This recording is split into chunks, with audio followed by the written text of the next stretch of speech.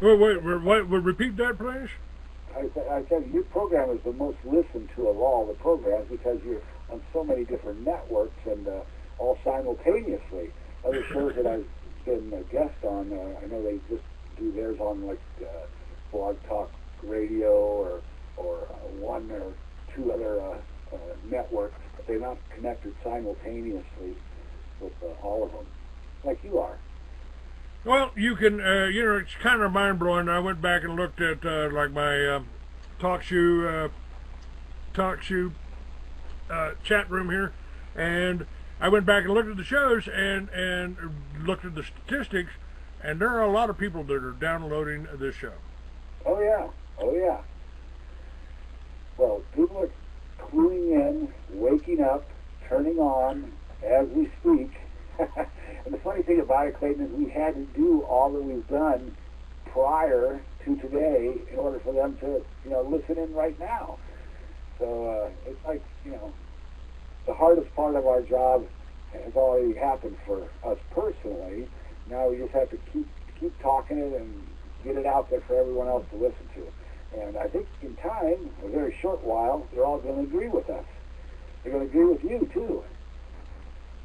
Because it's these new ideas that they're all about, and not these old ideas, which we're all entrenched in and held back by.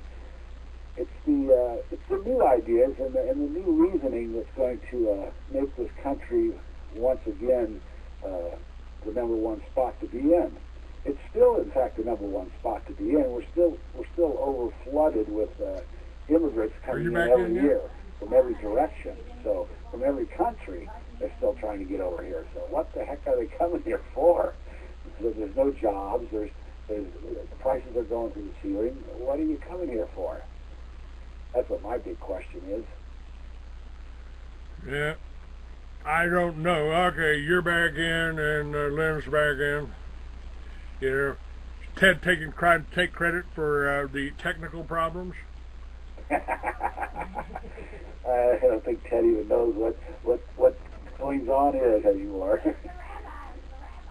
He comes out with the dumbest statements anymore, too. No intelligence, no, it's just harassment, and they obviously they get really low-wage people to do this. I wouldn't be surprised if they used only the foreigners soon. I got a call on the phone 2 days ago from a guy from Africa. He was trying to tell me that at the UPS office over there, they received an $800,000 check from me, but they need an $85 payment for the transfer of the check to the United States. And I told them to get lost. I told them they're not that stupid over here. Fall for that trap. But they're just giving us calls on the phone, trying to sell us that phony baloney, whatever they got. It's amazing. It's amazing. When you talk with someone who's hacking your intelligence and trying to sell you something, it's just ridiculous. Now, we've got the internet here, but I found out that, it's anytime you got we've got the Jewish population in the United States supposedly 2%. Why are all of that 2% so upset with anybody that says anything about whites, English, Christians, anything other than their particular people? I mean, that's the problem I have, and the problem is, if we talk about it, now I just had this happen. I had somebody that I was working with that had some land or something, but he went to my website, didn't like what I had to say, didn't like the Free American website, didn't like that, and ordered his staff not to take my calls, not to answer my calls, just be polite, hang up. For what? Yeah. I mean, for talking about the whole Jewish connection to this, that they put in writing called Protocols of the Elders of Zion. Doesn't matter who wrote it. They've been dead for a long time, but it's the plan that's laid out is exactly what the international banksters, and that's, of course, who wrote the plan. Whether they were Jewish, I mean, even the Muslim, think about this, who wrote the Koran? Had to be a Jew. had to be a Hebrew, had to be somebody, because Muhammad was illiterate. So we had, and the whole Christian religion here. I mean, now this is one of the things. Yeah, I think I'm gonna play a little segment here, because and I've said this, David. You know, the problem that we're having here is that our own families, our own relatives, our own neighbors think we're crazy here because they're reacting to the programming of the Jews that control the television. And I understand how a group of people don't want to be labeled by what a few insiders in that group are doing. I can understand that. You know, most of the Jewish people I see walking down the street in their little packs and whatnot, they don't really look that smart or that evil either. You know, it's just that small group that's within there, those Zionists that got all the cash and got all the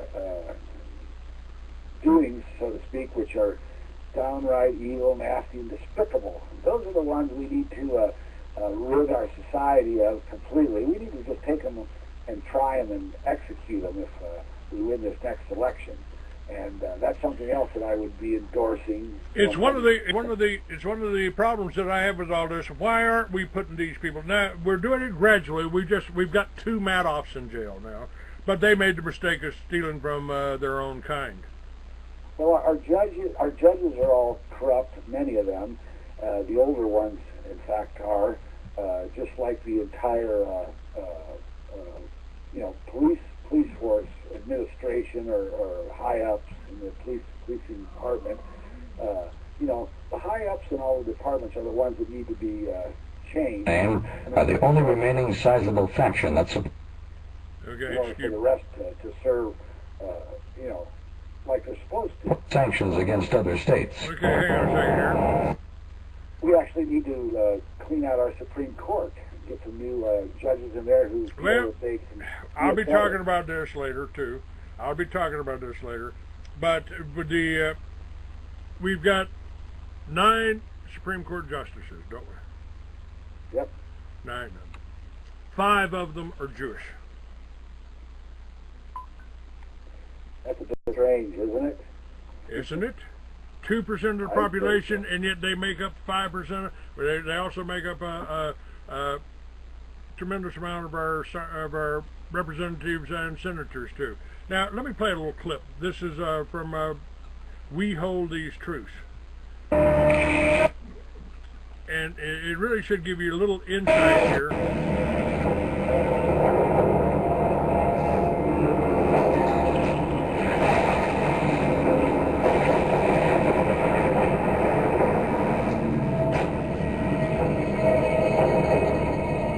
This is a video called America's Christian economy Zionists. is war-based, and those who plan it depend upon Christians for their support of those wars. Christian Zionists, by whatever name, are the primary enablers of our serial wars, of the sanctions against other states, and of the occasional occupations of Islamic states, attacks of war against other countries. Why do Christians support war when Jesus demanded peace? Because they have been conditioned to think Islam is anathema to them. Celebrity Christian Zionist leaders allow themselves to be used as propagandists against Islamic governments, including Iraq, Palestine, Afghanistan, Somalia, Bosnia, Iran, Sudan, and more. Our purpose is to explain why and how this has been done, and what can be done to change it, because it can be changed. Wars are an official economic policy of our government, which is why we have so many. Wars give governments many advantages for controlling people, but only Christian Zionists believe that war is an integral and necessary part of their religion. This is unchristlike, in error, and conflicts have become perpetual because of it. Christian Zionists, by whatever name, are the only remaining sizable faction that supports wars in places like Iraq. Therefore, responsibility for the economic and social disaster that we now see, including the rising energy and food costs, is largely theirs. As such, Christian Zionists are the darlings of presidential candidates, and sad to say, the seeds of their own destruction. We find them among our friends, families, and associates. Because they are among our best allies, our bosses, even our wives and children, we cannot just turn our backs on them or despise and ridicule them. We need to learn to deal with Christian Zionists. This looks much easier when we understand that Christian Zionism is a promoted religion that makes little sense on its own. It is not believed because it is logical. Endless wars always result in the destruction of the morality and the currency of the aggressor nation. This has happened throughout history, including Great Britain. High-priced gasoline and unaffordable fuels can be accurately laid at the feet of all those who wage and support serial wars.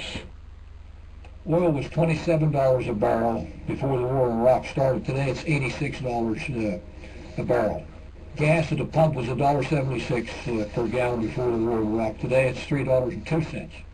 Christian Zionists can easily be swayed to support war, so long as they believe that Muslims are on the receiving end of our bombs and bullets, and the state of Israel is the beneficiary. We're in no way excusing Jewish war-making Zionists or cowardly congressmen for their role in all this, but for every Jewish Zionist in America, there are 10 or 20 Christian Zionists doing the work for them. Christian Zionists have turned their backs on Jesus' words, "Blessed are the peacemakers, and love even your enemy as you love yourself." This is Christianity. Anyone who claims that they follow Christ and fails to stand for justice and protection of the innocent will definitely have some explaining to do. Christianity, as you find in the Christian Bible, which is this, the Christian New Testament, only a few pages long, can be read in a very short period of time. Quite a bit of it is repetitious stories that are told over and over again. I have presented this to dozens of pastors and religious leaders and asked them to show me one line in this book that would ever allow any person who calls themselves a Christian to take a life or support a war. Well, that endless wars, endless banking. That's right. Central banking. You there, David? Yes, I am, sir. Okay. That was Charles Colson. He'll be my guest here tomorrow or next day. And it's a problem we have. I mean, you know, you got Christians that don't like me because my hair is long, because I ride a motorcycle, because I talk about Jews. Why would Christians want to... I've made the statement. If you refer to yourself as a Judeo-Christian, you might as well be saying I'm a satanic Christian, because I've read the Talmud. I know what they say about Jesus. You can't be a Christian and support Talmudism. Can't do it. Yeah, well, that's part of the problem, Clayton. It's always been a power type of thing. The priests in our school are always the power and the might of the establishment. And if you go outside, the police are the power and of the establishment. And if you try to go to court, the judges are the power of the establishment. There's always somebody that's got something over us. And that's kind of the crazy part about existence is we don't need this power over us. Our power is supposed to be united as a people, and we're supposed to be able to accomplish what needs to get done, like fix our roads and provide the essentials for our populace. But nowadays, the power is being used against us, all of us, in different ways, different places in the country. But besides this ability to decide, they're also using this HARP technology along with the scalar wave technology, which is merely electrical frequency pinpointing accuracy nowadays, so they can incinerate or dry out or cause storms to happen, and they're killing us off slowly but surely. And the people are starting to suffer, and suffer needlessly in these different places. So all these things are adding up to this next election. And like we've talked about many times in the last year, if something isn't done in this next election, in just 4.5 months, it's never going to get done again. They're not going to get another chance. This populace is not going to be able to vote again in 4 years. So in 4.5 months, it's all or nothing for all of us. And I don't know if anybody really out there has been thinking about that, but you or me, but that's what it's coming down to. And you know it. It's going to get very serious. You know, I've said that nothing may happen until situations get so bad that people just can't deny it. They can't ignore it anymore.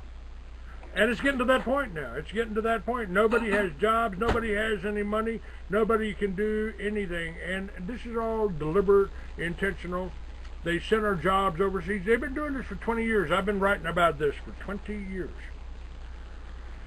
Yep. Well, you're a little ahead of your time, like I am a little ahead of my time, but now we're right at the right time, and I think it's high time that everybody wake up and start to listen to you and listen to me and listen to good common sense in their own head.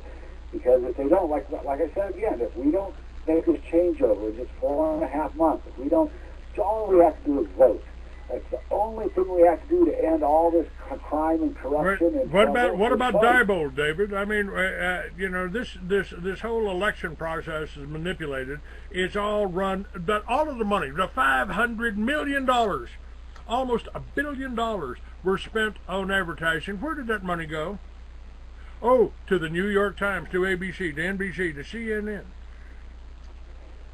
Well, a write-in vote will do it now. And that's the only thing that will do it now.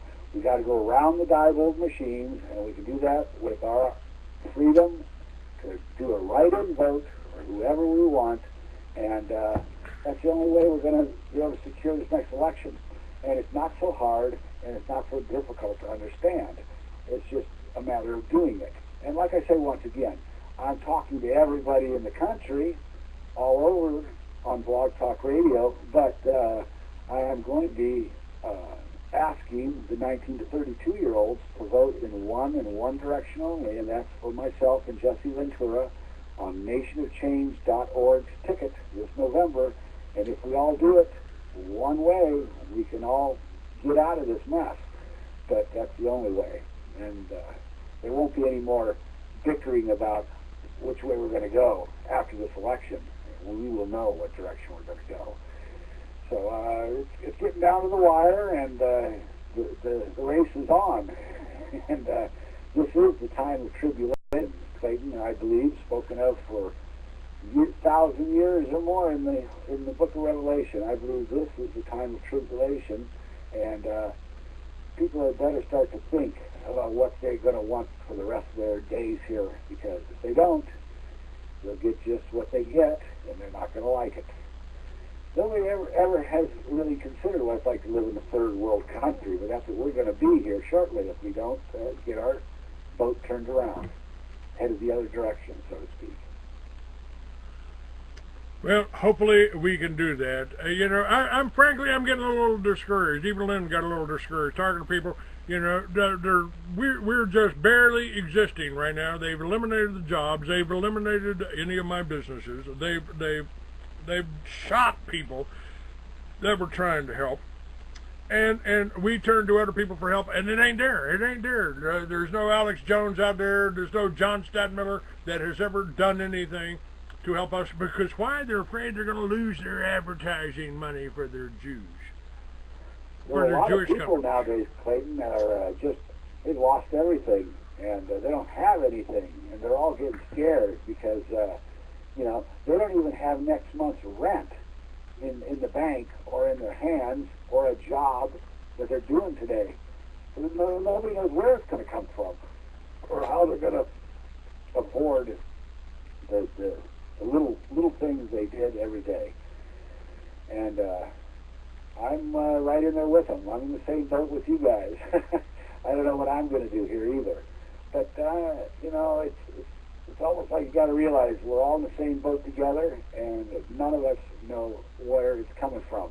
That is another reason exactly why we need to declare a Jubilee year after I get elected this November. A Jubilee year is from the Old Testament, and it's every 50 years in ancient Israel they used to declare this Jubilee year, which kept the bankers and the money changers in line. It would cancel out all the debts that had been acquired in the last 50 years, making it so the people, the working class, could recover their savings and build it once again towards the children's future.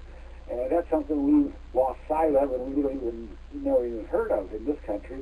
But that's exactly what needs to happen in order to start this engine up and get it running again. All right, let me ask you about something else, David. If you were written in as president, if 50 million people wrote you in for president, I mean, you may. I've been thinking of slogans for you. You know, could I do any worse? You know. well, hemp and hydrogen, I like that one. But hemp and hydrogen is a good one too. But we have a situation here, and people don't understand it. Where we talk about the gulags, we talk about the gulags in Russia. Well, we have more people in gulags here in the United States than they ever had in Russia or China or anything. And they've killed as many people here, if you count the abortions, if you count the deaths from the drugs, from the pharmaceutical drugs, from the hospitals, from the vaccines. They have killed as many of us as they killed in the Soviet Union. 60 million easily. There's been easily 60 million abortions in this country. And now they're going after the older folks with this whole health care bill to take the last of it. This is what you're looking at, folks. Unless we do something, unless we break this whole Republican Democratic cycle. Come on, that's two wings of the same bird, isn't it? Now, what would you do? What would you do? 40 years ago, I got busted for pot in Texas. I was offered the choice. You can have 7 years, or you can go for a jury and take a chance on life. 99 years. I took the 7 years, and I wrote a lot of books in a lot of stories at that time period. One of those books I wrote about was about a candidate, an independent candidate, coming out of the woodwork and legalizing marijuana, abolishing all the laws against victimless crimes across the whole United States, except for 4 states: Texas, Oklahoma, Arkansas, and Mississippi. My character was based in New Orleans.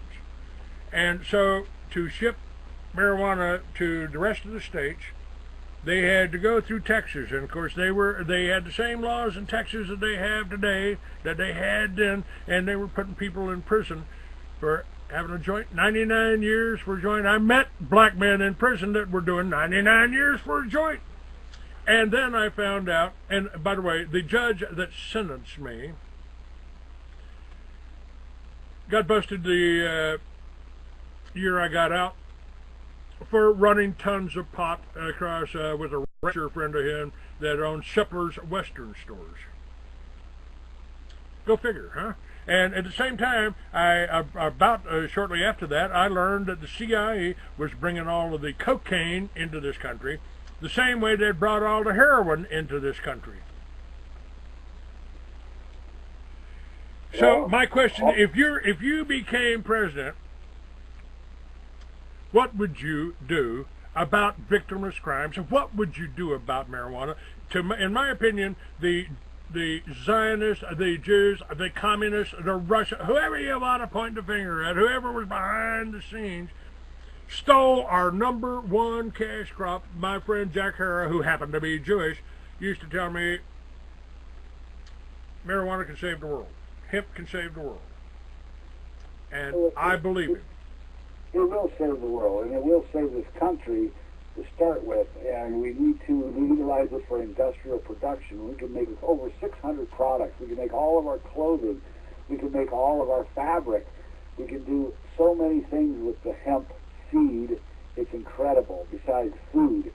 But that's one of the things we need to legalize, and after we legalize hemp for production, it'll open up so many thousands and thousands of jobs in that industry alone, besides the marketing of it. And besides that, we need to legalize hydrogen, which is taken from the water, the H2O, to fuel our engines with. It burns clean, and it burns hotter, and it burns better than gasoline does, and it's a lot less time, energy, and effort to recover it and to use it.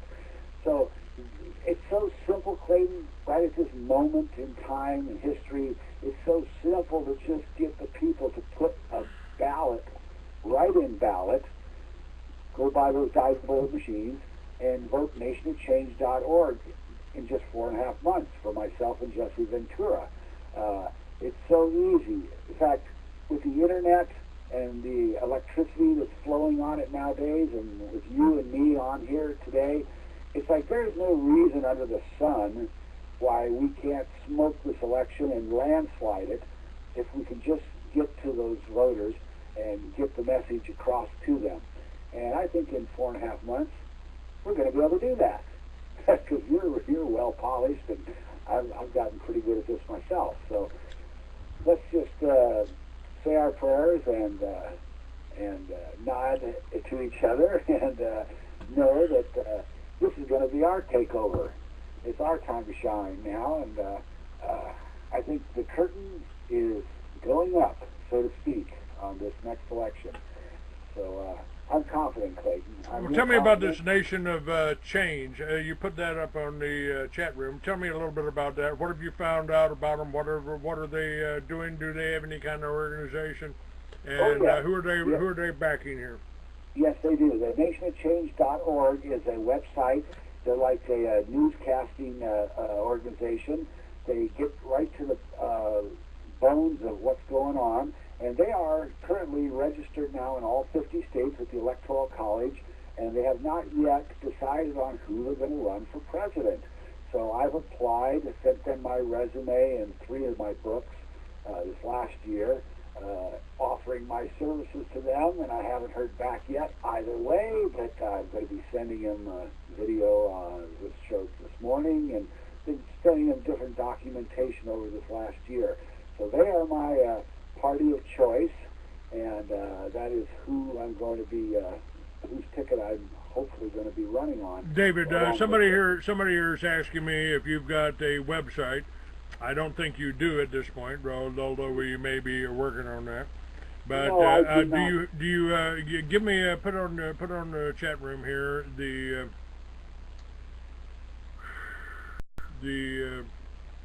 websites.